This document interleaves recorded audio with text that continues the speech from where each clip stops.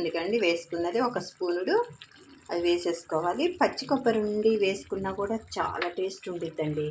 నేను ఎండు కొబ్బరి నానబెట్టి వేసాను. ఒకసారి కలిపేసుకొని ఈ కొబ్బరి వేసుకోవటం వలనండి చిక్కదనం వచ్చిద్దండి కర్రీ అనేది.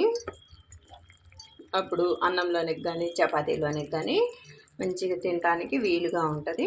ఒక్కసారి మూత పెట్టేసుకొని ఒక 2 సెకండ్లు ఉంచుకోవాలి. ఒక్కసారి చూస్తున్నామండి చక్కగా ఉడికిపోయిందండి. ఇందులోనికి సన్నగా తరిగి పెట్టుకున్న కొత్తిమీర వేసేసుకోవాలి. అసలు ఎంత మంచి స్మెల్ వస్తుందంటే అసలు చాలా సూపర్ అయిన కర్రీ అండి ఇది. ఒకసారి కలిపేసుకొని